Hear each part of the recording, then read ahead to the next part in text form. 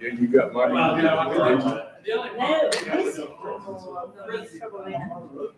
you looking to win the $1 million? Yeah. My problem is I have so many universities that I can glam onto. I mean, I've got 3, then my family has Villanova, that's like a family thing. And then Buckeye, so there's like 5, and they all suck this year. You got a lot of fights. Villanova, Penn, well, Virginia's doing okay. Carolina, not. And that was the weirdest thing. Carolina played Duke and not everything was right. That doesn't sound like a legal thing. That's what I'm saying.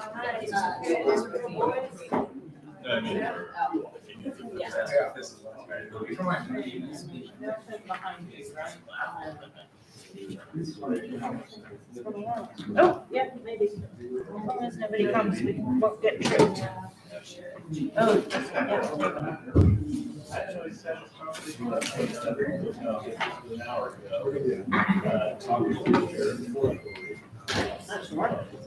Hello, I'm going to go to kitchen. Yeah, exactly.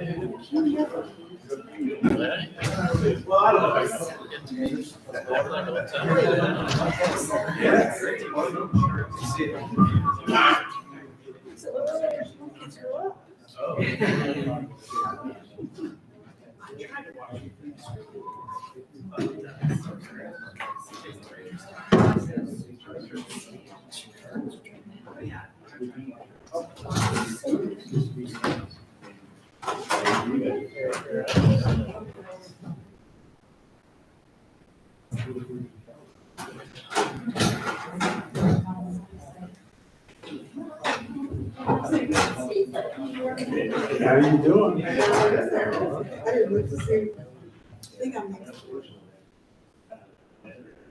Yeah. There you go.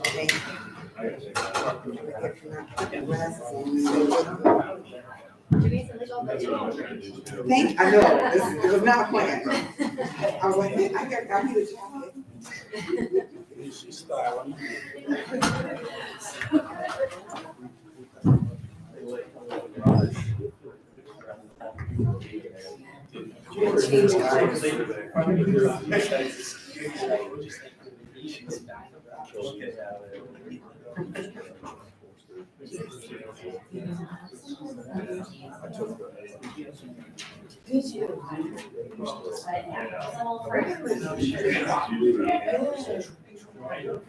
So I'm from Ashtabula.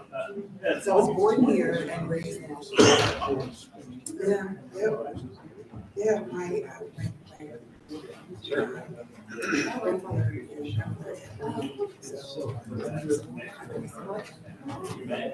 We'll get a wine. No, I don't have one, but we had a lot out in the country.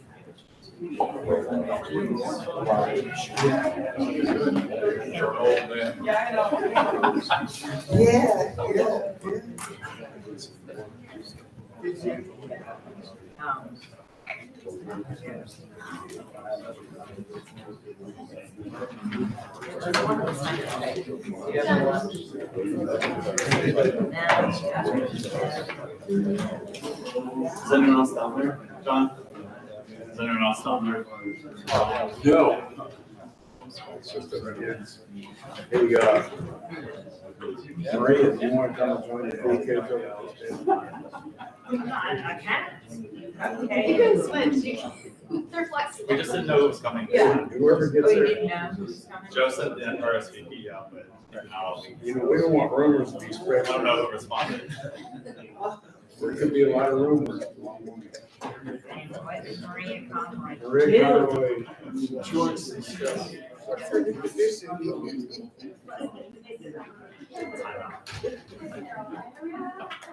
We got that. Okay. Robert's rule.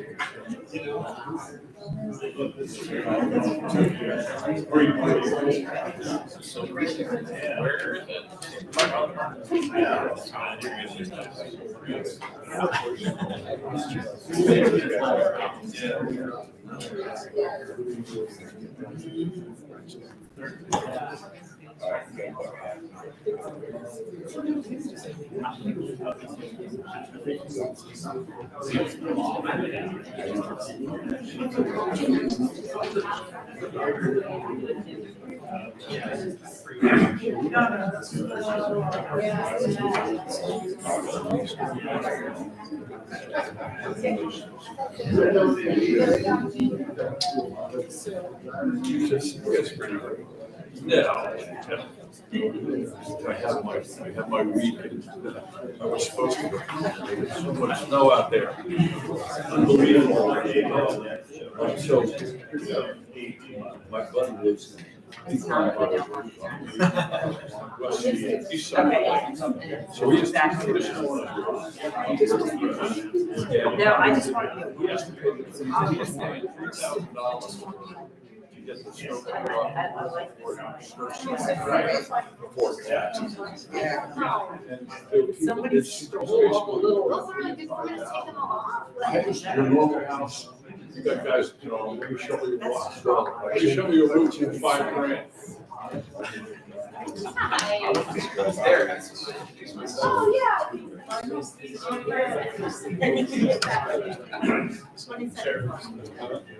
Chair, whenever you're ready. Okay.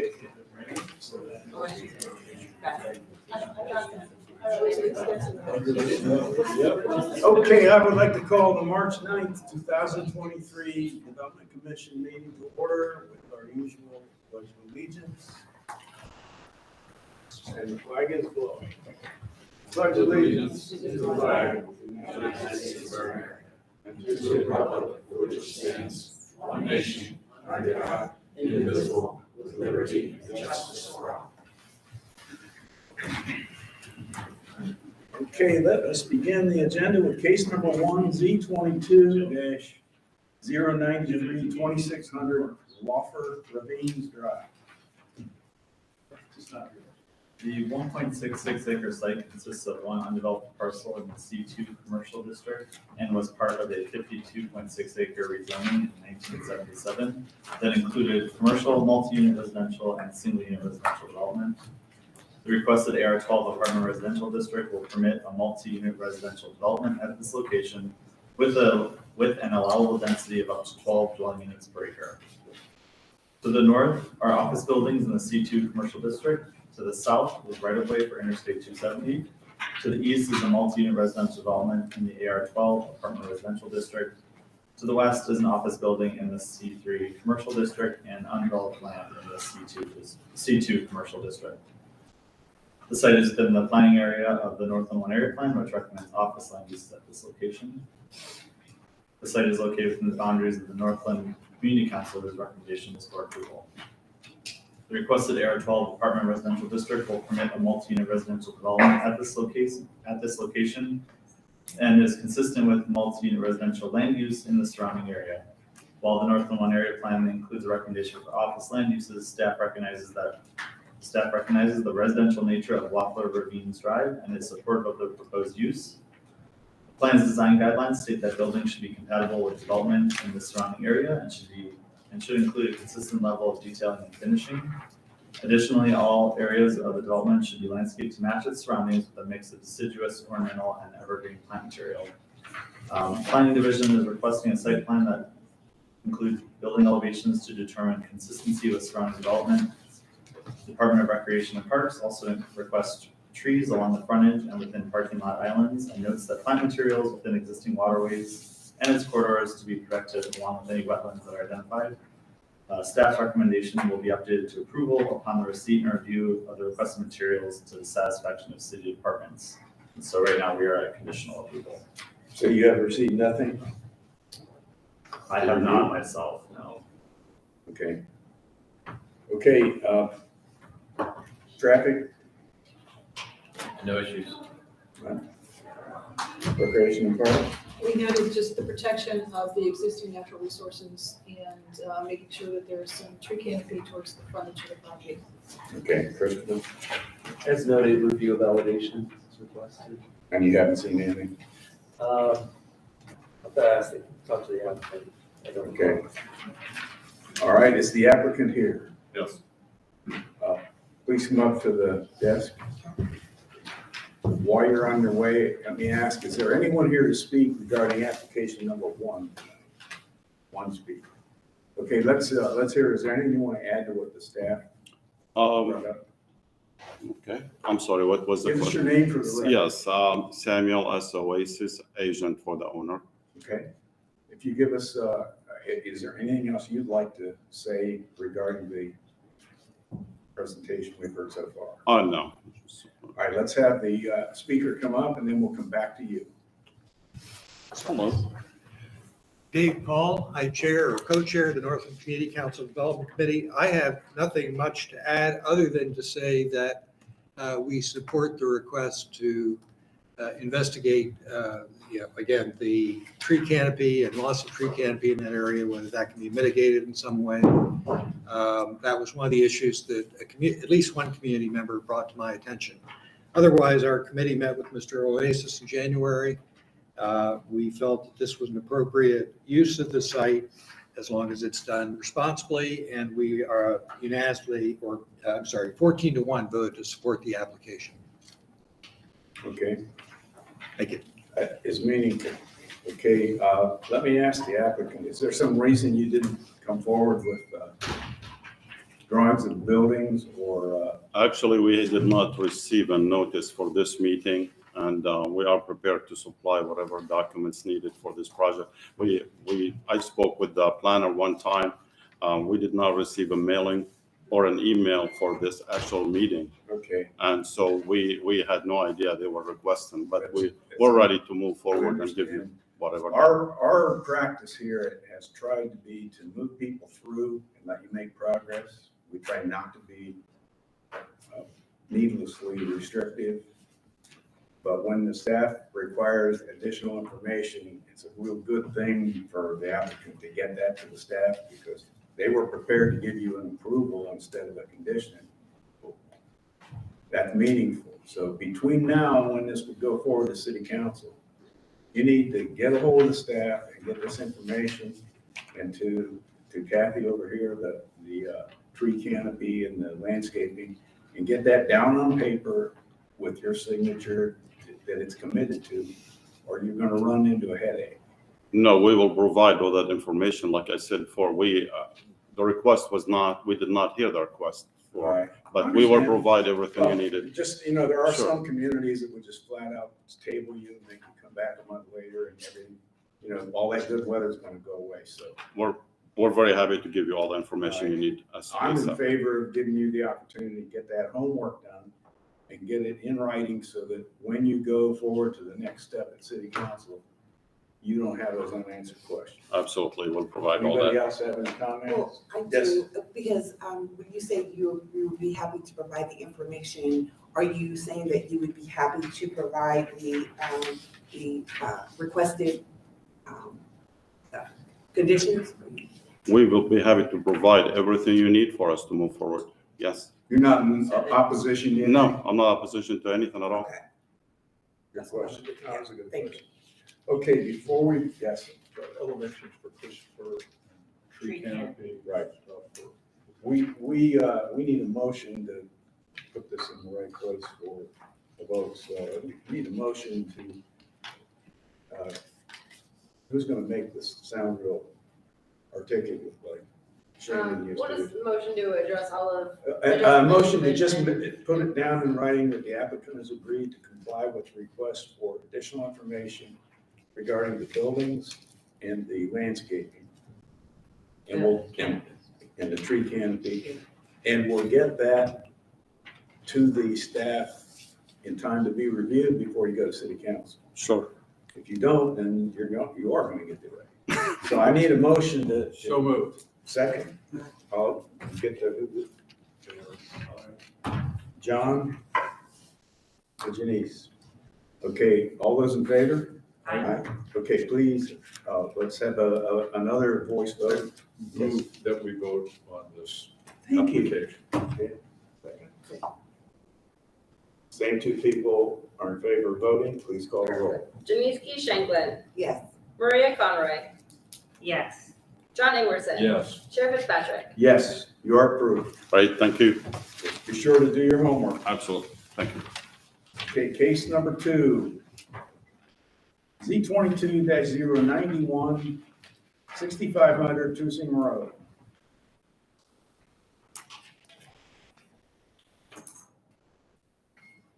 The site is developed with a parking lot used for a former shopping center in the CPD Commercial Plan Development District.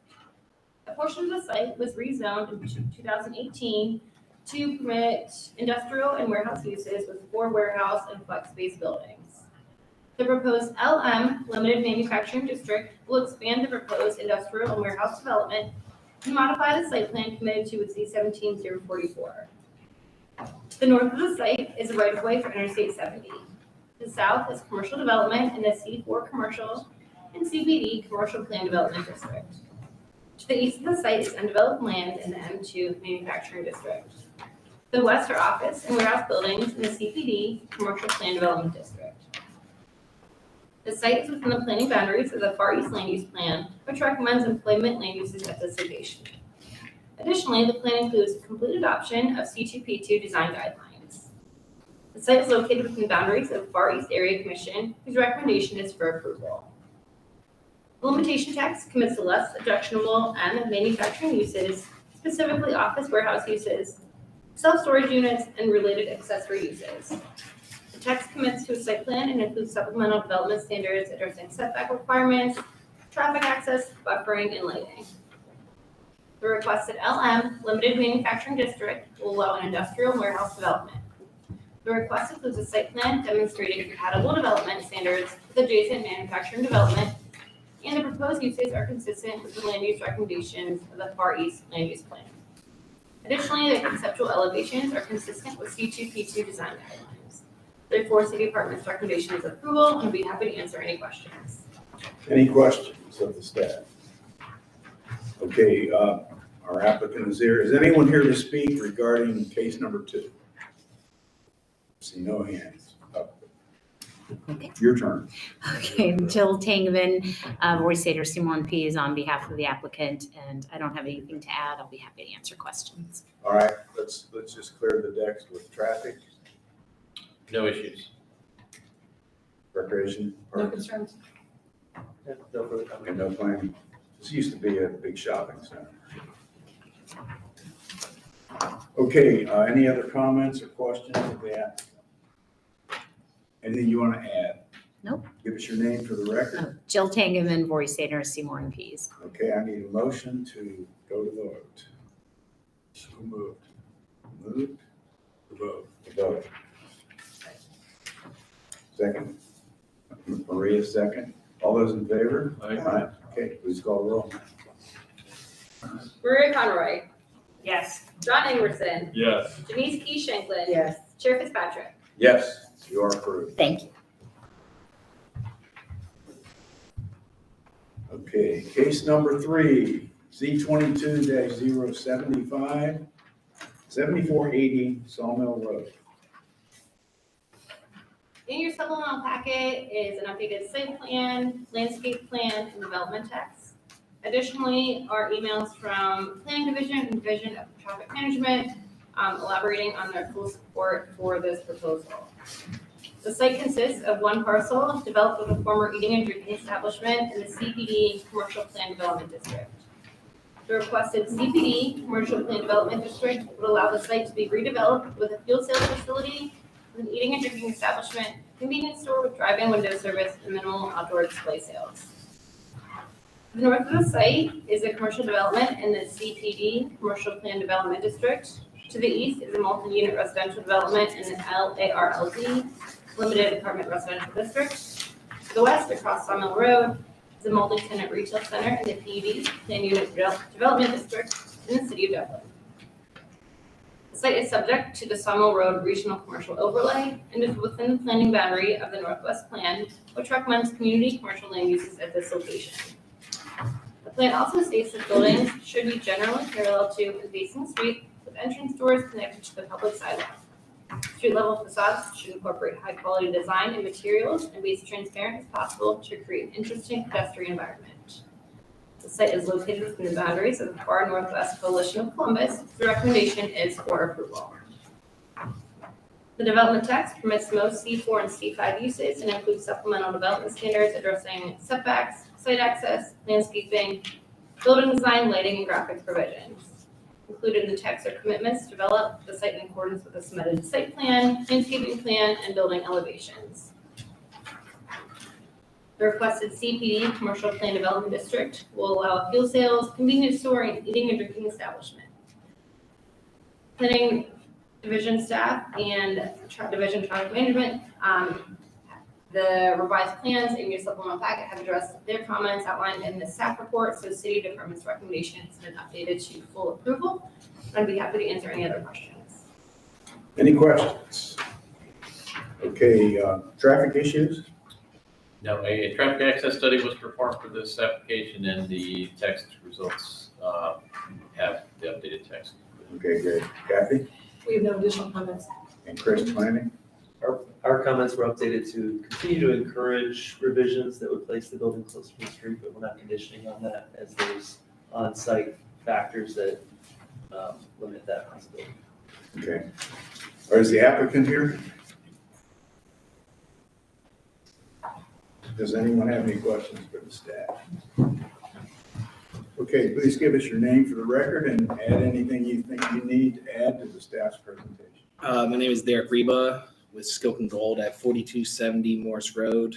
With me today, I have Frank Petrosillo, who's on my team. I also have an engineer from Mannequin Smith here, Anders, our traffic engineer, Drew Laurent, as well as two representatives from Sheets, Bill Weber and Mike Casal. I'd just like to thank planning, zoning, and traffic for getting us here to this point. Appreciate the help. And yeah, staff did a good job with the presentation, so I'm just here for questions. Okay, any questions of the applicant? Okay, there's no one here to object. You've obviously done your homework and got everything worked out with the nearby stakeholders. So I will simply ask for motions. I move to call a vote, the application. Janice will second that. And we now need to call the roll. John Ingwerson. Yes. Janice Key Shanklin. Yes. Maria Conroy. Yes. Chair Fitzpatrick. Yes, you are approved.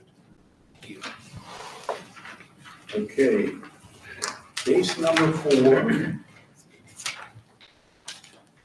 Z22-076.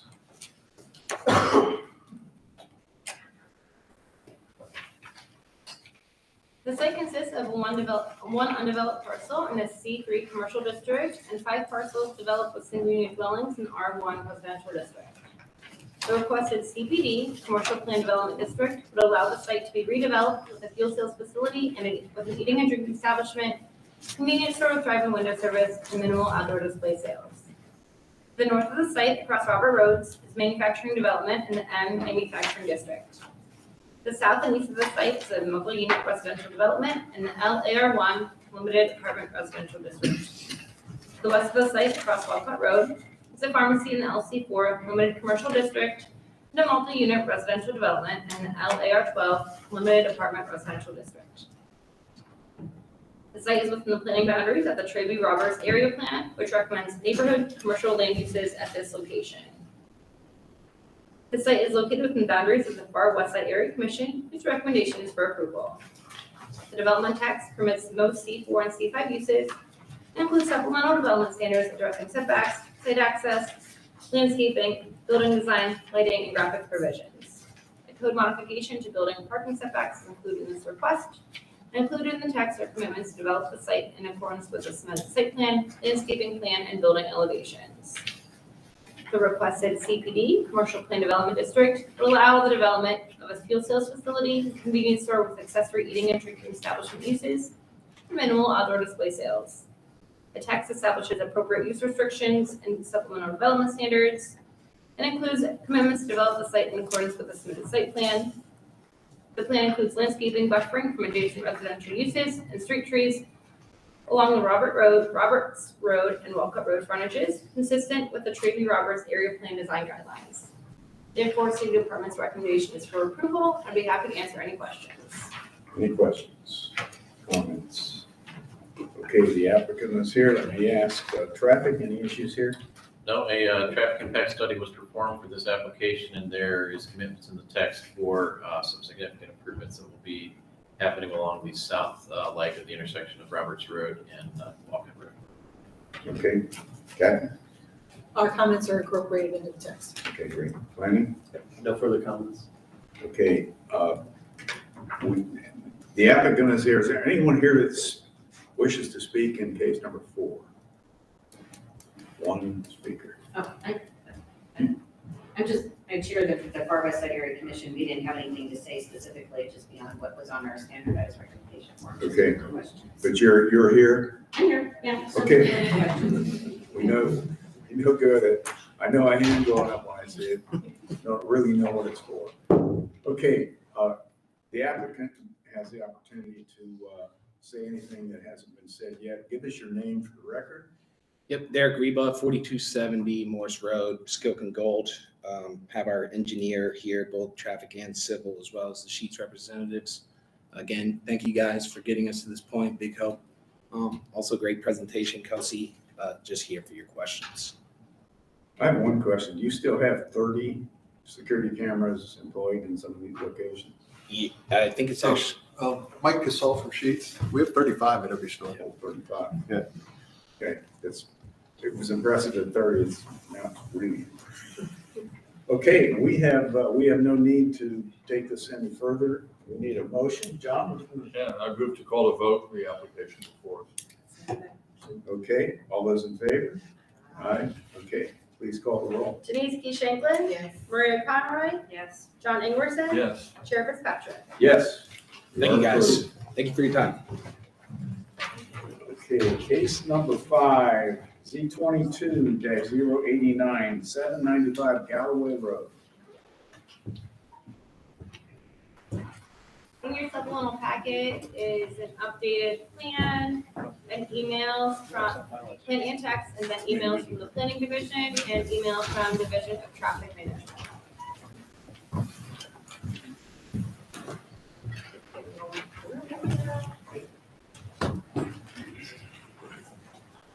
The site is undeveloped and pending annexation from Prairie Township. The applicant is requesting LAR1 Limited Apartment Residential District and CPD Commercial Plan Development District to permit a mixed-use development for 2 subareas, Subarea 1 LAR1 and Subarea 2 CPD. The LAR1 subarea permits a maximum of 552 dwelling units. And the CPD subarea permits most C4 uses, in addition to a car wash and/or convenience store with gasoline sales use. To the north of the site are single-unit dwellings in the PUD6 Plan Unit Development District, Hall Rural District, and in Prairie Township. To the south across Hall Road are single-unit dwellings in the PUD4 Plan Unit Development District, and in Prairie Township, and a multi-unit residential development in the LAR1 Limited Apartment Residential District. To the east across Galloway Road are single-unit dwellings in the R Rural District and in Prairie Township, and to the west is farmland in Prairie Township. Concurrent CB 22-122 has been filed to vary the perimeter yard and private garage height for LAR1 Limited Apartment Residential District portion of the site. That request will be heard by City Council and will not be considered at this Development Commission meeting. The site is located within the boundaries of the Big Darby Cord Watershed Master Plan, which recommends Tier 3 and rural land uses at this location. The site is also within the Hell Branch Planning Overlay. It's intended to minimize the impact of development on Hell Branch Run.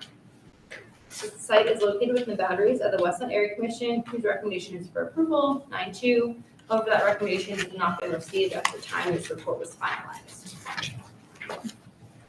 implementation text commits to the site plan and includes supplemental development standards addressing setbacks, building design, landscaping, and lighting. The requested LAR1 and CPD, LAR1 Limited Apartment Residential District and CPD Commercial Plan Development District will allow a mixed-use development with updated materials provided in the supplemental packet and as presented. Planning Division staff is in full support. The email in your supplemental packet outlines a few adjustments, the text and plan required from the Division of Traffic Management that the applicant has agreed that they are able to make. The applicant and traffic can comment on those further. Once those comments are addressed, City Department's recommendation will be updated to approval.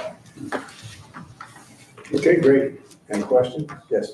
And the Hill Branch overlay, so it's in compliance with the Hill Branch overlay? Yes, they will need to be, yes. Yes. Okay. I can answer that when you get an opportunity. Okay, that'd be great. Any other questions or comments? Traffic. Yes, so a traffic impact study was performed in conjunction with this application, and the text does reflect the appropriate commitments reflected in that text.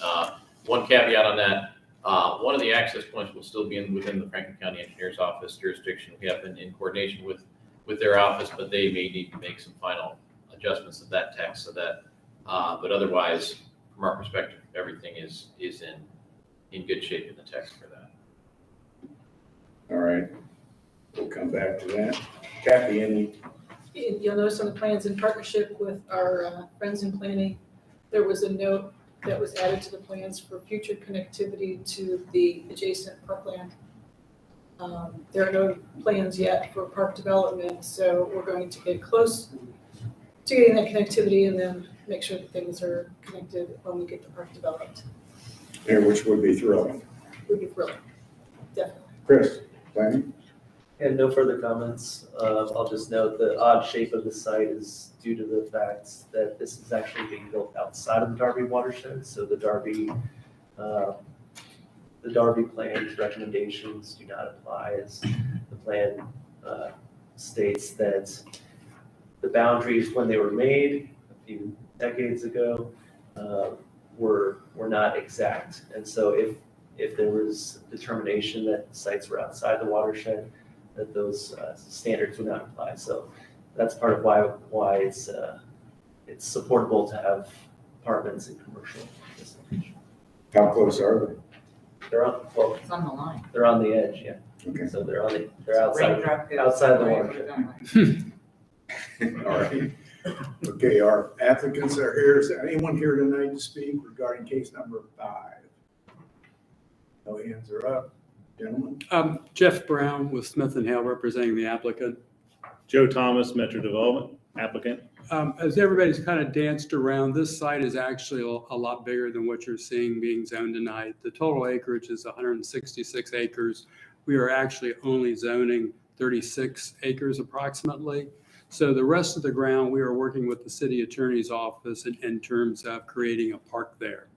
And so we've had conversations with the Parks Department. We've also had conversations with the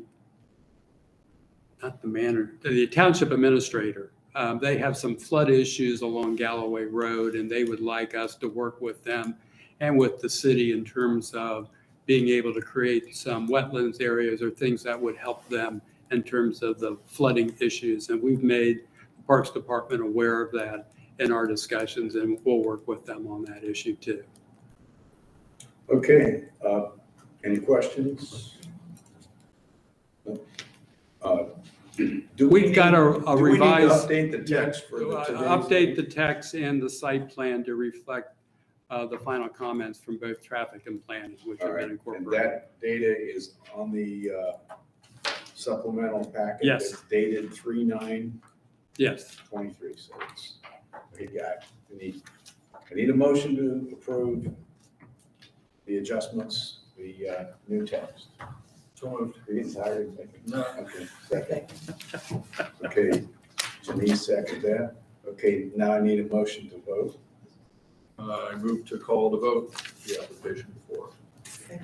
And Janice seconds it. Okay, please call the roll. Maria Conroy, Yes.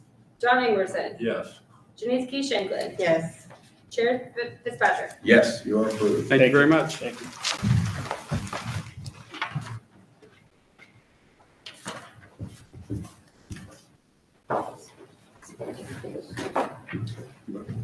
Okay, that takes us to case number 6. Z22-065, 50 West Lane Avenue.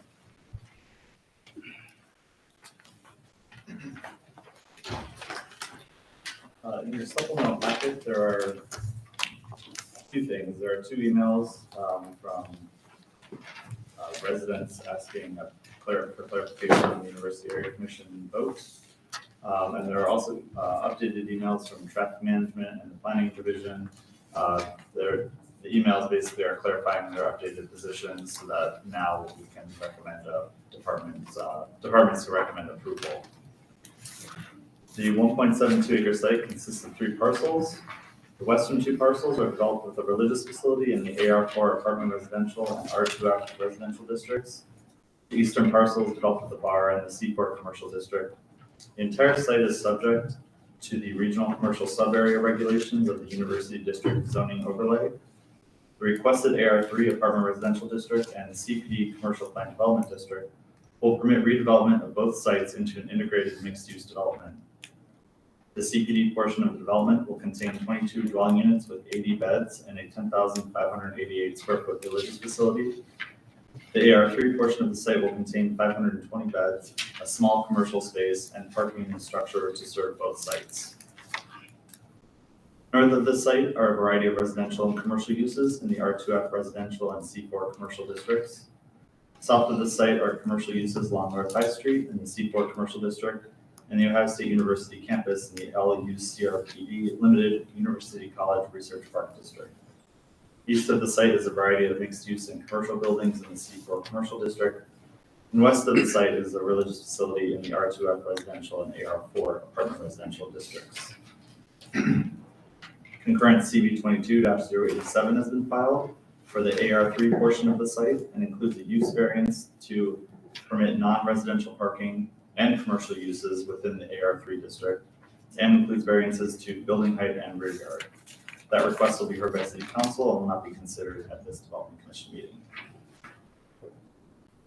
The site is within the planning boundaries of the University District Plan, which recommends regional mixed-use land uses for the entire site. The site is located within the boundaries of the University Area Commission, whose recommendation is for disapproval. And the CPD portion of the site is within the University Impact District Review Board, whose recommendation is for approval. The CPD text establishes use restrictions and supplemental development standards that address floor area ratio, the number of dwelling units and beds, commercial square footage, building height, parking, and includes a commitment to develop the site as demonstrated on the submitted site plan. Code modifications to the minimum number of parking spaces, parking location, and clear vision triangle are included in the text, though it should be noted that the parking for the CPD section will be provided in the AR3 section of the site. The site includes a commitment to develop the site in accordance with the submitted site plan, and the building in the CPD portion of the site will require a certificate of approval from the University District Review Board.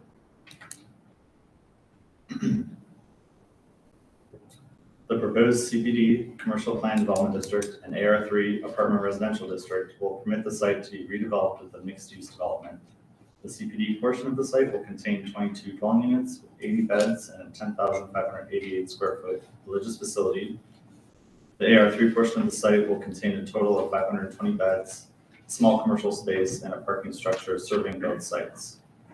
The proposed uses are consistent with the University District Plan's land use recommendation for regional mixed use, and the overall mixed use development is compatible to other recently approved projects in the area and is supportable. Staff notes the proposed building in the CPD district along North High Street will require a certificate of approval from the University Impact District Review Board. And again, with the updated emails from Planning Division and Traffic Management within the supplemental packet, City Department's recommendations for approval. Okay, any questions of the staff? Okay, Dan, traffic. Yeah, our only comment was really primarily in our supplemental information was that the previous conditions were related to a parking study, which the applicant has indicated is no longer needed because there is not a reduction in required parking spaces, although there may be a technical variance for the parking spaces to not be provided on the one parcel. The one parcel will contain all the parking spaces, but otherwise there's no other comments. But that issue is not an issue we're voting on. It's just. I mean, there is a parking variance, I believe, in the eastern, the CPD section, but it is not, as I understand from the applicant, there is not a request to reduce the number of required parking spaces that will be provided in summation on the site. Okay. Kathy. We have no additional comments. Okay, Chris, we get for planning. No additional comments, but I can answer any questions. Any questions of the staff members? Just any of the issues that were raised in the letters. I was curious. One had asked about reasons for the exemptions, and the other was talking about affordability issues, which I understand that,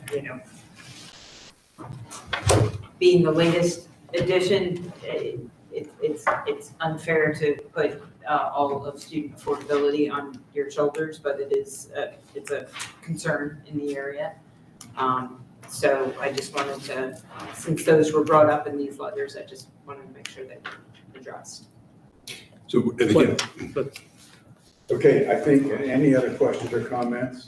That was my comment. I wanted to know if the University Area Commission's disapproval was addressed.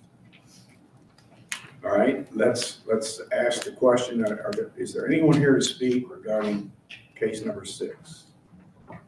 3 people, perfect. We allow, just like city council, we use the exact same room, rural city council, 3 minutes each to 3 speakers. Do not be redundant. We're very good at perceiving what your comments will lead to. And we will get to that after the applicant has a chance to add anything you need to the staff's presentation. I'm Jeff Brown with Smith & Hale, representing the applicant. Mitch Aycock with Aycock Associate Architects. The architect. Sam Newman with American Campus Communities. Let me just explain the parking. There are 2 buildings that we were proposing, one on High Street and one on Lane Avenue. The building on High Street will have no parking. The required code parking will be met in the parking garage that's being constructed as part of the development of the Lane Avenue building. So there is a technical variance because the code tells you that you have to park your use on that same parcel. So we are meeting the code requirement parking for the High Street building, but that parking is physically next door in the Lane Avenue building across the alley. So this is a redevelopment proposal for the Little Bar and the Baptist Church. The Little Bar is on High Street, the Baptist Church is on Lane Avenue. The exciting thing about this is the Baptist Church is staying here. They are going to be the first floor tenant in the High Street building. So they wanted to stay within the community and continue to do their outreach work with the student population. So I think that's a very interesting thing that you normally don't see in a traditional real estate development. The other thing that we've done is we've worked over 4 months with the community and the area commission, along with our neighbor to the west, which is the Newman Center. And we have gone through, I don't know how many times Mitch has redrawn the drawings, but we've gone through various iterations in terms of parking variances, number of units, et cetera, to try to answer all the questions. And before the last meeting, we heard from the area commission that the 2 key points were height of the building along High Street and a parking variance for the overall development.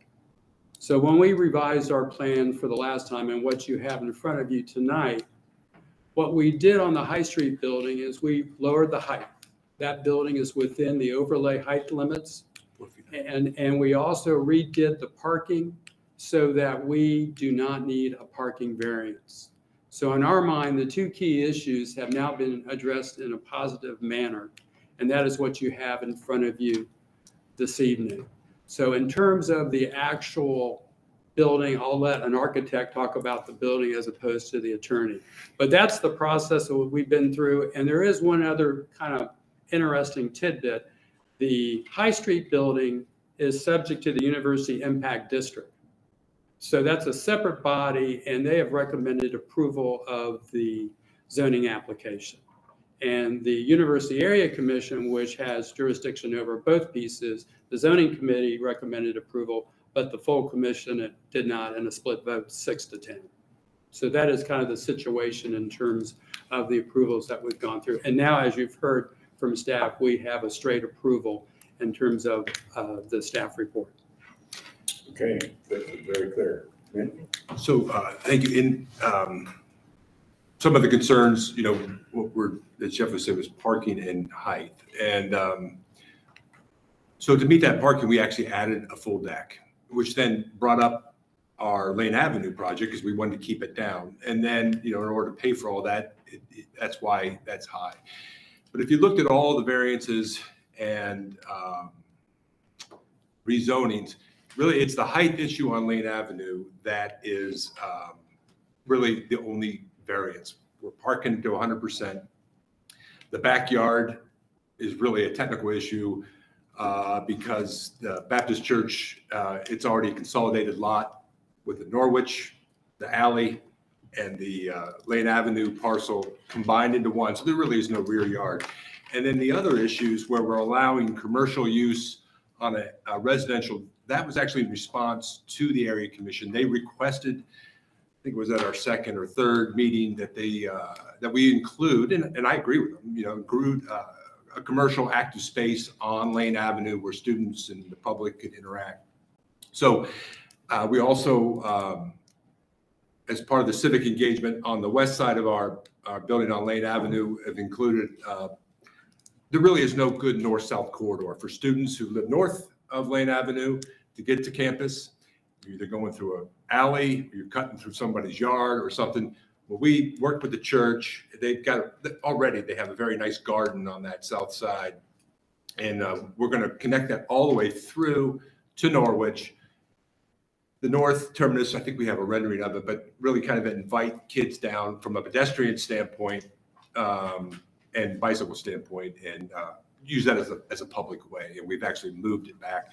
We moved back the building to 15 feet off Lane Avenue to kind of, well, not kind of, but to address that 15-foot that planning likes to see on Lane Avenue. There's the affordability, and it is a great question, but there are a lot of criteria. So this is we have to meet university guidelines, and I'm not saying none of this is negative or positive. It just is. The university guidelines want masonry buildings. They want high quality materials. We've put masonry on both front facades. We've put it on Norwich, put it on High Street, limestone and masonry. And then we're parking structured parking, and we've kept that structured parking off of Norwich, off of Lane, and that's expensive. And I mean, honestly, with our last go around is to meet the city code, which is 0.5 per bed. Well, what we're doing there is we're actually parking 127% of the parking requirement recommended by the university guidelines. That to me, I mean, it is what it is, and we're glad to do it, I guess. But those are the kind of things that push it towards affordability. When we went in for a variance knowing that we're going to locate a bunch of students right on the front door of their campus where they can walk. It promotes exactly what the city wants for density, pedestrian, not auto-centric. And we're parking 127% of what the university guidelines want. So that's a huge amount of money when you talk with structured parking. $30,000, $40,000. Mr. Fitzpatrick can probably give you a better one number than I can. And I'll still say it's too expensive. You want this year's price? So I guess my bigger point is from an affordability standpoint, those university guidelines are all good. They want you to engage in the street. You're not going to do surface parking. You want quality materials. You want density. You want structured parking. Those all drive those costs up. What we think this does is provide density where density was, one, university guidelines specifically denoted this area for its highest density. Two, it seems to me is a no-brainer. The university has 42,000, you might know better than me, 42,000 undergraduates, 15,000 beds. That's a huge discrepancy where all these kids are going out. And right now, they're going out to single-family homes, which weren't not designed for multifamily use. It's transient, a transient population in what really was designed as more of a, a more permanent based. So to me, just when, Sam came to us and said, looking at this, we got excited because this is to me a project that is a win-win for everyone. And I'm not sure if I answered your questions, but. I think that's a great example of why mixed use is so popular now. Yep. It allows some creativity to shuffle uses together in a meaningful way. I know the price of structured parking, it used to be 5 to 1. It's probably worse now. For every one car you can park on asphalt. Yes, indeed. Yeah. You can park the rear tire the left side on. And I am not an advocate of surface parking. I am quite opposite. So, but it does go to that affordability. Well, Columbus, Ohio is still driven by automobiles, and game days are Saturdays. And wow, you can sell a parking spot there for $100 a year. But and to your point, I mean, this is just, I mean, you couldn't describe a better place for high dense student housing. And personal note, I had a kid that was looking for. He was in DC last semester. This is his last semester. I couldn't find a place. And the places that were available were $800 and they were horrible. And they weren't made for multifamily. They weren't made for human occupation. But the point is that it's needed. And where else would you put it but right here where you can move it? The university, and one last thing is a lot of people at the University Area Commission said this is just too dense. The density is there. This building will not create density. This building's accommodating density. The density is there whether you want it or not. It is there. The university is not going to say, well, we're going to get rid of 5,000 kids because we don't have enough place to stay. It's not going to happen. So I think we're accommodating. We're giving safe, secure housing in the right place for pedestrian-oriented housing. I'll be quiet. Well, apparently you're not tearing down any important bars. That could be. I'm sure that's a matter of opinion. Okay, let's bring our 3 speakers up to speak, and then we'll. Could I, yeah, I'm sorry. He just likes to ramble, sorry. I'd like to just briefly touch on who we are at American Campus Communities. Again, Sam Newman, I've been there 16 years.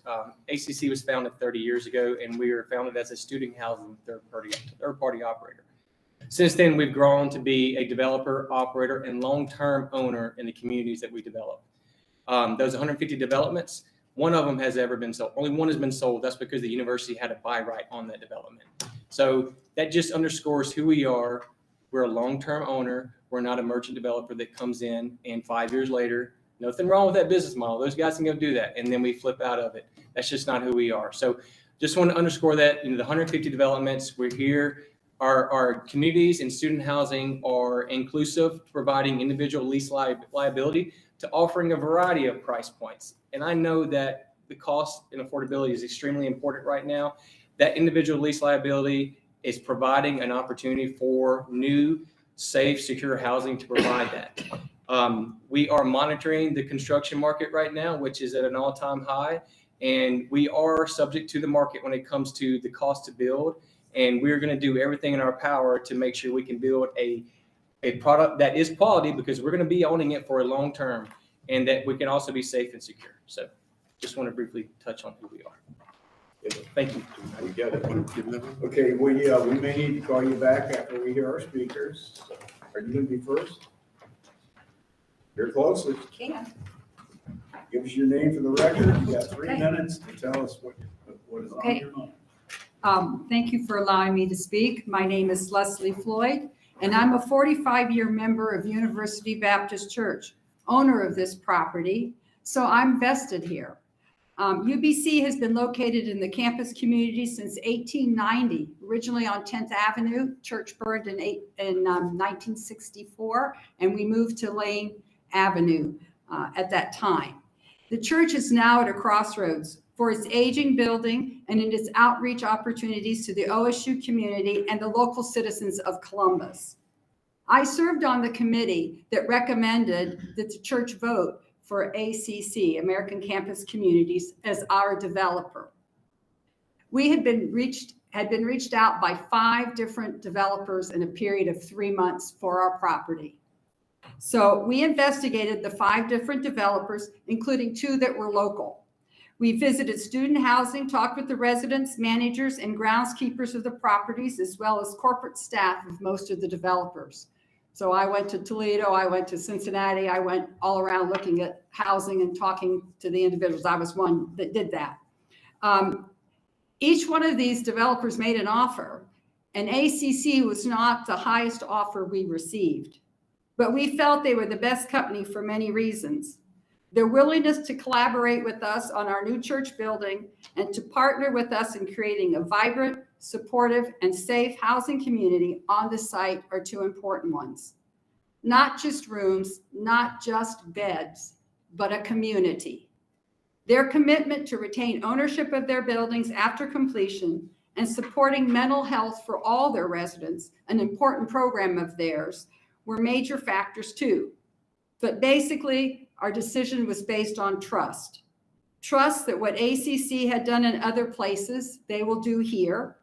Trust, though they now have a parent company, that they will continue to embrace their goals to provide quality housing and enhance student community. I don't have time to go into all the aspects of what the community would look like because I have a time limit, and what our hopes as University Baptist Church hopes to do with our property on High Street, which is new for us, and how we want to engage the community around us 24/7, not just a Sunday morning church. But it is one, I think, when this community, if it gets built, when it gets built, would be one that Columbus would be proud to have in its neighborhood. Thank you. Thank you very much for your input. Any questions or comments? Okay. Sharon, can you, I just wanted you to clarify for the audience that it's actually 3 in support and 3 in disapproval. Okay. So if there is. That was a 3 minutes in support. So if there are 3 people who would like to go the other way, or 2 more people that would like to be in support, you got 3 minutes. Yes, sir. Yeah, thank you very much. Thank you all for your time. I Are appreciate you the in support clarification. or are you in opposition? I'm in opposition. Thank you very much. I'm going to use my phone for notes to make sure I don't forget anything. I plan to try to split my 3 minutes between my observations as a long-term resident in Columbus, concerned about housing affordability, and also, Stephen Goldmeyer, a resident of the area covered by the University Area Commission, basically in the directly affected area. I plan to split between my concerns as a long-term renter living in the city and also my concerns, I have concerns about the process that this has gone through also, and I'll voice some of those. So I've lived in Columbus for over 30 years. I grew up in Columbus. I grew up in Bexley, but actually, as has happened in every neighborhood I've ever lived in, I can't afford to live in Bexley anymore. I've had to move out of every neighborhood I've lived in to stay ahead of rents as I try my hardest to make the money I can as a lawyer, but public defender primarily, but I've tried to stay ahead of rents, and that's been very challenging. I currently live in this area just north of the campus, and student housing is already a very fraught proposition. I've lived in student housing as a non-student, right, because I was able to afford it.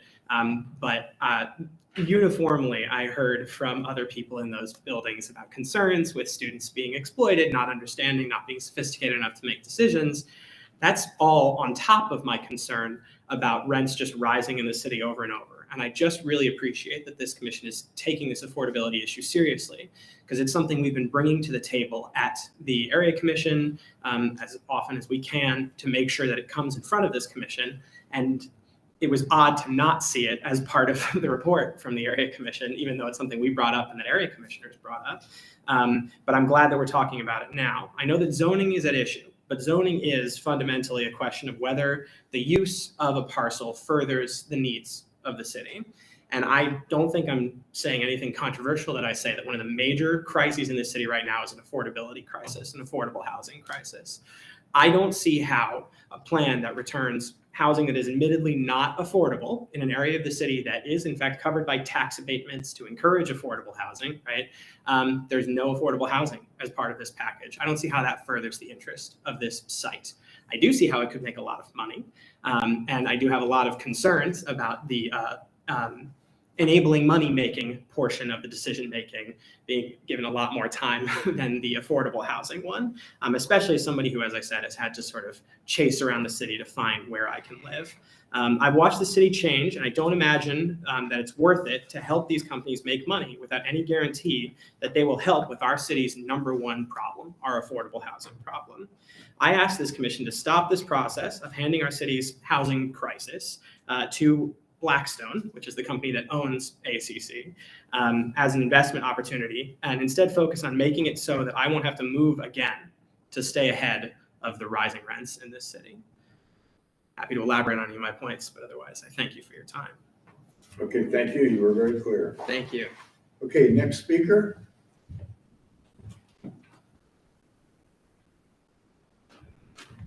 Hi. For or against? I'm in opposition. Opposition, okay.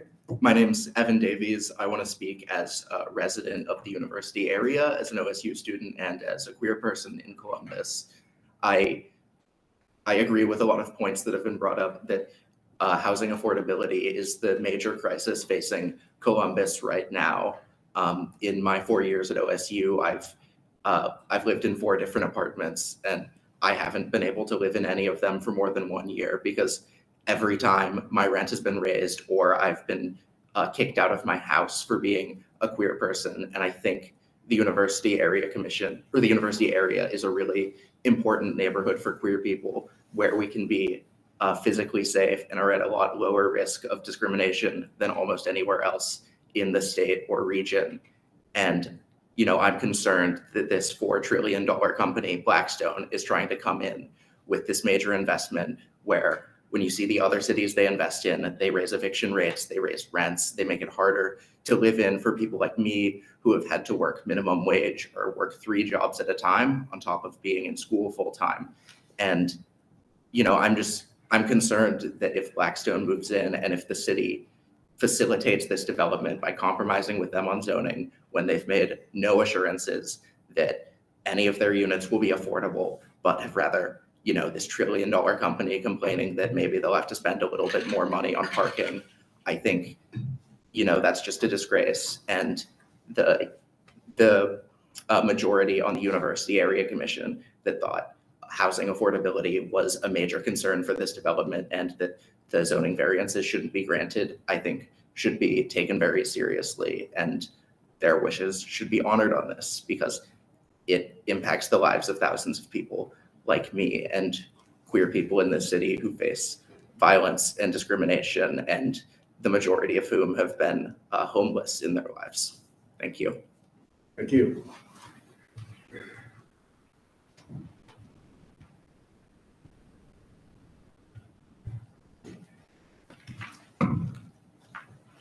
All right, so I am Leslie Hempson, also speaking against the proposal from American Campus Communities. I know a couple of the speakers have mentioned the name Blackstone. I'm sure you all are aware by now that Blackstone purchased American Campus Communities for almost $13 billion in August. And that matters because Blackstone is perhaps the largest commercial landlord in the history of the world. I know that sounds hyperbolic, but it's not. And that matters because everywhere Blackstone has gone, in different communities throughout the United States and different parts of the world, it's been followed very closely by rising eviction rates, inflated rents, and the destruction of affordable housing. Most recently, over 100,000 workers and students in the University of California system called on all of the University of California schools to cut ties with Blackstone on the basis that Blackstone's investments made it impossible for them to live where they study and work. I want to focus on something else. Besides that, though, in my remaining comments to you, I think it's very, very important that you take into consideration whether Blackstone is a company that we want in this city, especially, in terms of the major tax handouts in the form of tax abatements that will almost certainly go to it. I have a more procedural concern, though. I know that you all take seriously the recommendations of area commissions. Area commissions are, perhaps the primary recognized voice of the community, in the areas where these developments are going up. I was at the University Area Commission meeting in February, where the commission decided to vote against the Blackstone American Campus Communities proposal. It was a very lively discussion. There was lots of discussion about housing affordability, rents, and concerns about Blackstone. And so I was extremely disappointed and surprised when I opened up the packet of information that you all have in front of you and saw the comments that the zoning chair of the University Area Commission had made. He wrote only height and density remain the main concerns. Those 7 words are barely a sentence, but more importantly than that, they are extremely inaccurate and misleading. I know that I'm not allowed to approach, but I do have copies of the minutes for this meeting of the Area Commission, and I'd really like you to take a look at them. Because if you look at the comments that the area commissioners made, thank you, as they were expressing their concerns about the project and deciding which way they were going to vote, they cited a number of things that didn't find their way into Seth Golding, the University Area Commission Zoning Committee's chair, into his 7-word explanation. I know that you are the Development Commission, you're not the Area Commission, you are not responsible for making the Area Commission do its job, but you are responsible to the people of Columbus. And insofar as the community's input, both private citizens who testified at the Area Commission and the area commissioners themselves, insofar as that did not find its way into the 7-word recommendation that Mr. Golding of the Area Commission submitted to you all, you actually haven't received community input. You haven't received public input.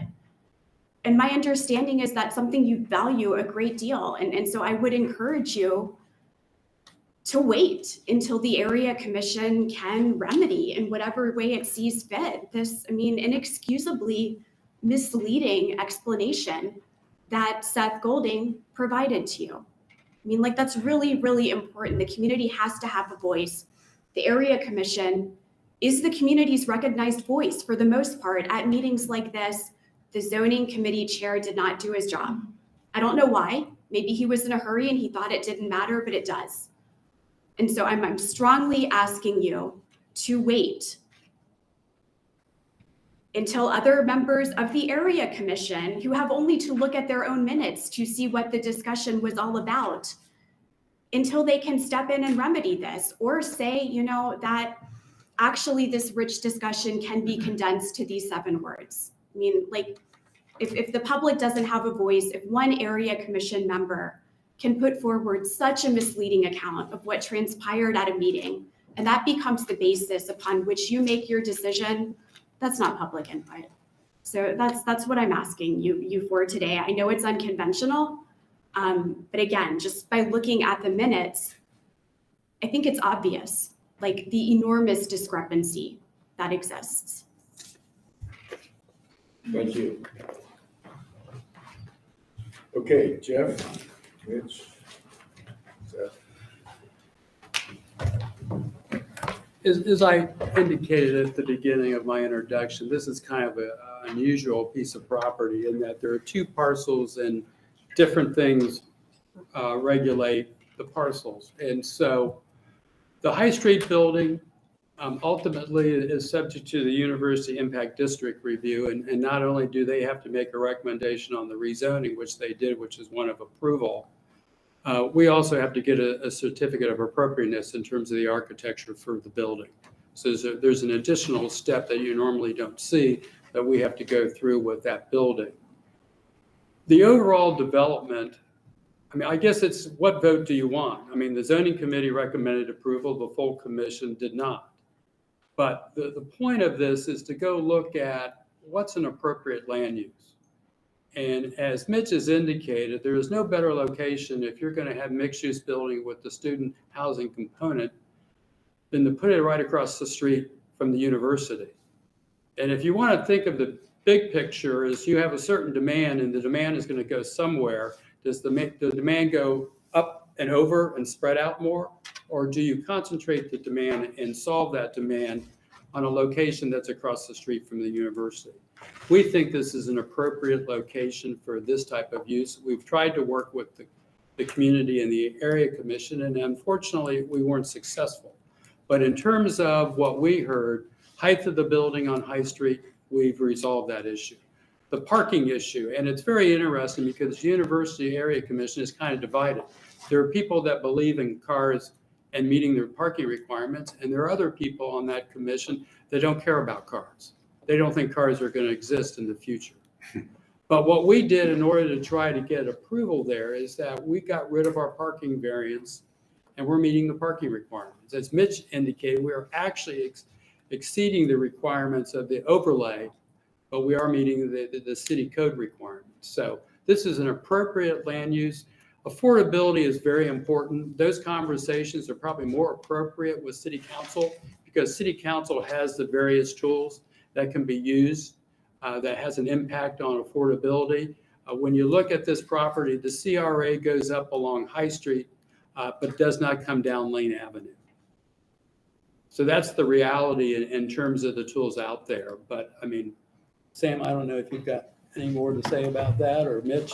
No, you summarize it. Well, I mean, I just, about the process, we worked with the zoning committee extensively over meetings, and it was very give and take, you know, and we listened and we, you know, we looked at things and we conversed, and it was back and forth, and you know, we developed the project. When we went to the full committee, we had 7 minutes to present an entire project and the process that went up into that project. So I felt like when we got the chance to actually work with the area commission collaboratively, we got approval twice. When we had 7 minutes to try to get through all this, you know, we did not. But we had a split vote, but ultimately it was not a majority.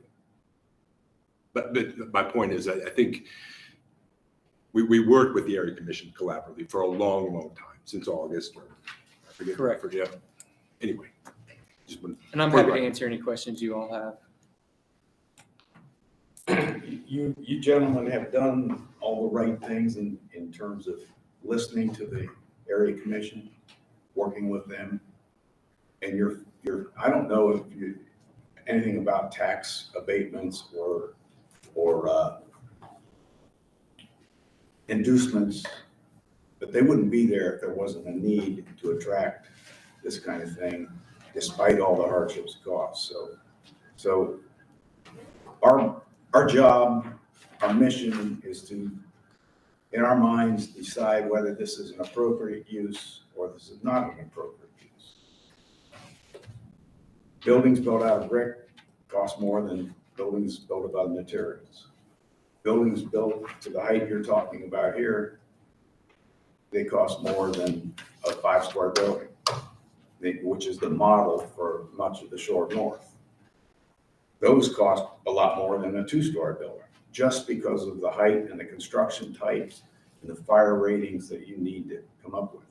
And nothing has a higher fire rating issue than student housing. So you've done all the right things along those lines. I don't see that you dropped the ball on any of that design work. There's a conflict. You can't do anything on High Street in the University District if you're trying to offer a really low price in the economic cycle of a building. Maybe somebody else can come in with another program and offer some way to to volunteer to submit a donation or some kind of a programmatic lowering in order to create some more diversity in the actual complex of who lives there. But it's the university. Lane and High is the university. That's, other than the stadium, that's, well, of course, the library designed by. But in my opinion, you've done all the right things in a very difficult place. I inspected the project of Block or 2 North that was done behind 5 ancient homes they saved, included a multi-level parking garage, looked like it was halfway to China down in the ground, and it took 3 years to pull that one off. It wouldn't have happened at the corner of High Street and Lane Avenue. It was back behind houses and was allowed to have different materials. It still took a lot longer than it should have taken. And I don't think anybody left town after that project with any money in their pocket, because it was a difficult go. So you've stepped in here, you've undertaken a very challenging project. And if this goes to city council, if we make our recommendation to city council as to what we see as its appropriability, we can't talk about the finances. If you go to city council, something's got to give. If they aren't going to get affordable housing put in a building that has the restrictions of the kind of code issues of 1A structure with all the bells and whistles and full sprinkler systems that you can get in other places. So the diversity is very difficult to come by there. It may be easier to come by in a different other place. And it would certainly do everybody good. Pay attention at city council and listen, because these issues are not going to go away after you guys leave this room. They're going to be part of every night's discussion for the foreseeable future in the Development Commission's life. So those are my comments. Anybody else have anything to offer? There was a great article in the New York Times just about this. It's all over the country. Exactly what you're saying. It's not only Monday. happening in Yeah. Columbus, Ohio. It's happening other places. Just a couple things. I thank you for providing the minutes. It seems that there is quite a division in the opinions of the area commissioners, and it's either Blackstone or its height and massing of the buildings. And I feel that I can't touch the financing stuff. It's not part of what we look at.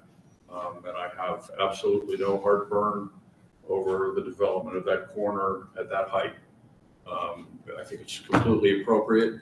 And I agree with Chairman Fitzpatrick's view of the execution of the design project, which has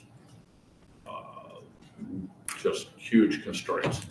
So I am going to agree with the appropriateness of what as well. However, I am very concerned about affordable housing. I think it is something that you need to definitely look at. It's something that you need to place highly on your agenda. As already been said, this is going to go, to another level, and then they will discuss that with you. But if I were you, I would make a plan for that. And we absolutely are. And to his point is that the Little Bar site provides a tax abatement. The UBC site does not. Little Bar site, in order for ACC to get a tax abatement, will have to provide affordable housing. Okay, Maria? Yeah, I concur with it, especially with what Commissioner Ingerson said. I have unease about Blackstone. That was a $13 billion drop last year.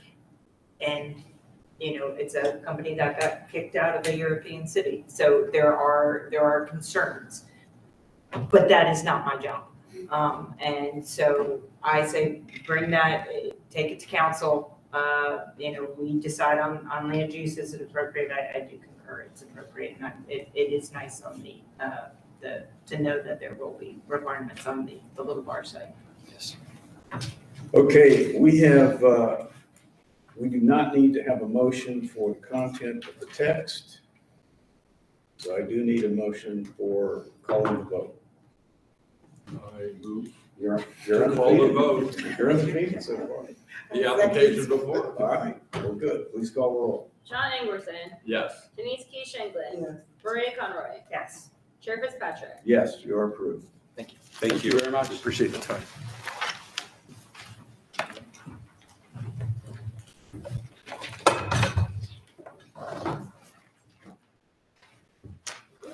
Okay, case number 7. Z22-095, 6935 Harlem Road.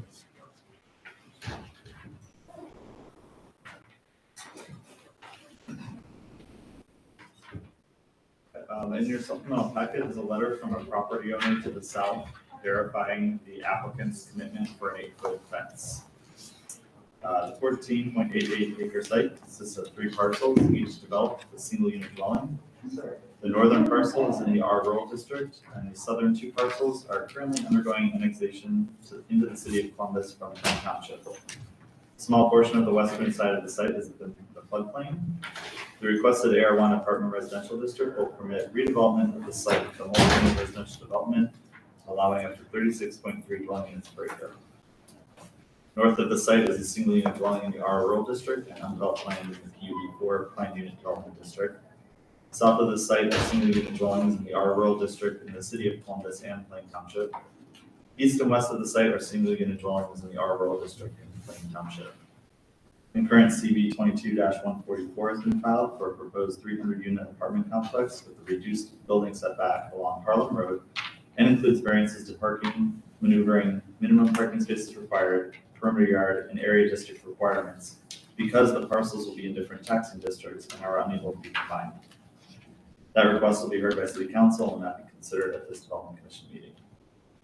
The site is within the planning boundaries of the Rocky Fork Blackwood Accord, which recommends village residential land uses at this location. The site is within the boundaries of the Rocky Fork Blackwood Accord implementation panel, whose recommendation is for approval. Traffic access study is pending review in conjunction with this application, and additional commitments may be needed to be added upon review and approval of the study by Franklin County Engineer's Office and the City of Columbus Division of Traffic Management.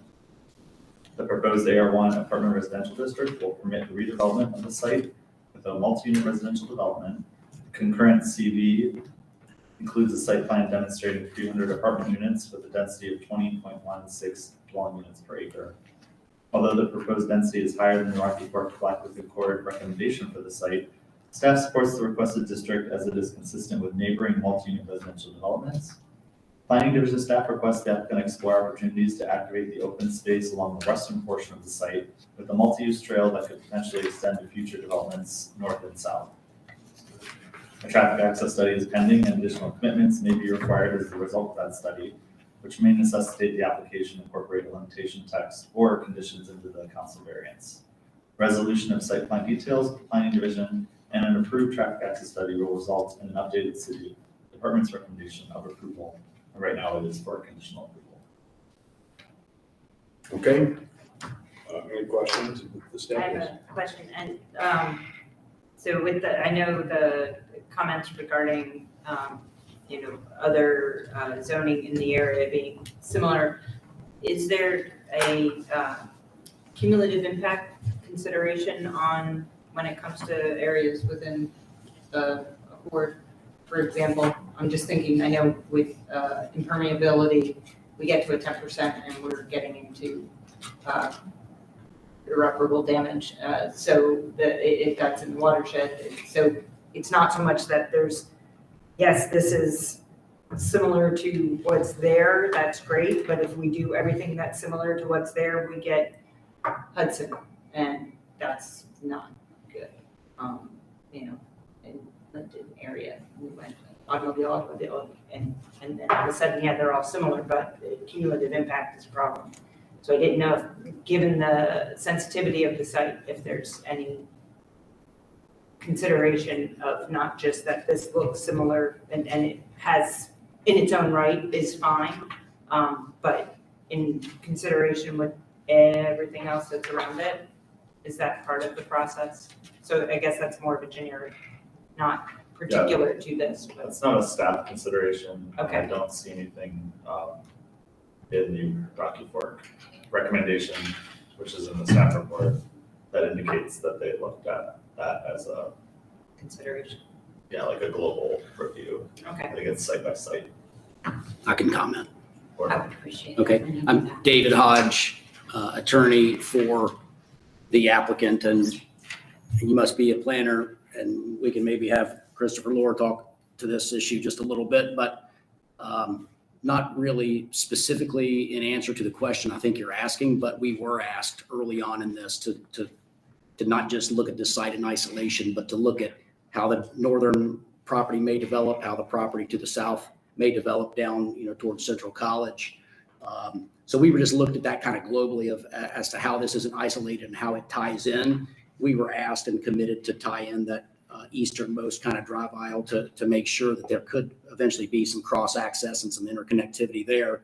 Now, in terms of impact on the creek, which I think you're getting at in the environmental issue, you'll notice that over at the western portion of the property, the creeks up there that you see kind of northwest, that is preservation area there. We are and have been talking with various people about what the treatment is over there. There are also some overhead power lines which make it a little bit difficult to activate. So that conversation will be something that is ongoing. And, the city has a pretty stringent stormwater manual. It's because the federal government told us we have to. And so we'll be working with a very capable engineer here at Advanced Civil Design and complying fully with the stormwater manual so that we're not putting anything into any waterway that's not already treated for quality of the water. Yeah, it's mainly just the cumulative impermeability in the watershed that's of a concern. At some point, Columbus may require permeable stuff. I can always wish, but that's as much of the concern. Yes, I see the protected set, in the floodplain area that's going to be necessary. And, I just didn't know if that was part of the process. So that's helpful. Thank you. Okay, traffic. Yeah, as Tim indicated, there's a traffic access study in progress, so the results of that and will need to be incorporated into the requirements of this site. Just one note, the jurisdiction is split between along the frontage of the site, and the actual access point is within Franklin County Engineer's office. So ultimately, they would have to sign off on the access. So in this case, the applicant would have to have 2 blank checks. We are fully engaged working with both of them. We know there may be some nips and tucks necessary to add to our council variance application as additional commitments, and we're fully committed to doing that. Now, this is the part I've been waiting for, because it appears that perhaps Kathy will be very thrilled with what's happening at the rear end of this study. Well, I can honestly say that part of the thrilling piece of this is working with this team because they have engaged with us. It's not only public utilities, but as the recreation and park staff responsible for some conservation in the city. We are careful to evaluate these and make sure that we've got some protection of that tree canopy and the natural resources that are existing. We do that in conjunction with the planning staff. So we don't do that in isolation. It's teamwork. So we also have requested, and you can see in the plan that we have not only some of the trees in the parking lot, but also in the entry so that we can expand some of that canopy. So, I mean, to give credit where credit is due here, there is some additional tree canopy in the private property that we don't get to see in some other cases. Well, that leads me to comment on the letter that we received. Normally, these are letters of opposition, but apparently Mr. and Mrs. Moran, who are your neighbors, would like to adopt Jared for all his good works and careful communications with them. And becoming a good neighbor. I've been on this commission 25 years and I've never seen a letter like this. They are just to the southwest corner there, just to the west side of the electric easement. They have 5.5 acres. It's kind of a hidden little gem in the corner. So we've tried to work together with what they have. And I've told them, just in full disclosure too, unfortunately they couldn't be here tonight. Their son was in a pretty serious car accident. But working with them on the connectivity of the trail, and I would say having a joint conversation about any trail that's put in, because any trail would dead end right into their property. So to make sure that the city, Preferred Living, and obviously the Morans are all on board with whatever trail, because I could tomorrow say, yes, Kathy, I'd be happy to grant you an easement for a trail through that property. But at the same time, I don't want to do that to them, to put everyone just dead ending into their property, which it inevitably means people are just going to keep wandering. And now you know why the Morans love Jared Smith. So that's why they love him. And in 25 years, I've rarely seen communications that sincere and that straightforward. So those are the kind of things that make it fun to keep doing this, because as long as that can happen, we're going to do things that are higher quality than would happen without. So without any, I don't think we need any other documentation in this. We wanted to do a motion that traffic management comments will be addressed before the council. The blank check comment. Yeah, I think we need to condition put on this in writing that if you fail to achieve collaboration with either of the two traffic entities, that you will have to come back and rework your approval here. Agreed. Understood. If you can get it worked out, we already are going to vote on the appropriateness of your use on the land. Okay, with that said, please. Do I have to make a motion to accept it? So moved. No, you have to say all those words. I'm going to say the other stuff for vote, but okay. We've moved to add those conditions. And Janice would like to second. They are undefeated together. Okay, all those in favor of voting? Aye. Okay, now we need a motion to go forward. I move to bring the application before us to a vote. Very well said. Second. And Janice will second it. That's it. Okay, please call the roll. Janice Key Shankland. Yes. Maria Conroy. Yes. John Engerson. Yes. Chair Fitzpatrick. Yes, you are approved. Thank you all very much. So we have to do Yeah, I figured this was something that I missed last month. I'm like, what? Yeah, it was due today. Oh, it was you No, that was, today? yeah, so it's this whole, I was first one to say one of them. Oh. That's the. Oh, my Yeah. Well,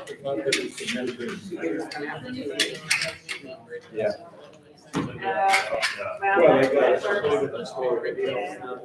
Oh, yeah. And Somebody somewhere. Come on, well, let's look at cumulative. They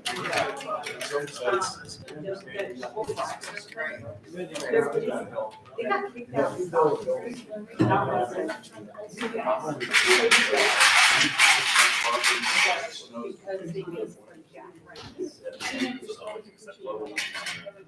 So They have basically, it's almost predatory practice. Yeah, and that's my term. But it's like, it's your.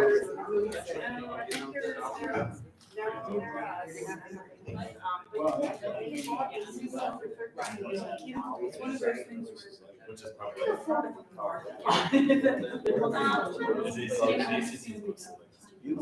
Yeah, and so it's hard because you criticize the kids because of the parents. Yeah. Right. And so it's hard. And it's right, exactly. So that's why these comments are really we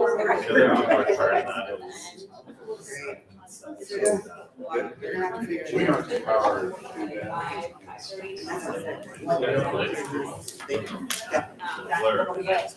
Yeah.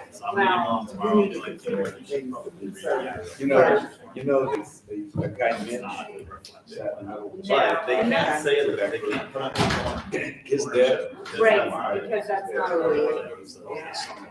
It's messy, but yeah, you gotta do it. Well, and I'm glad to hear that they're, I really want to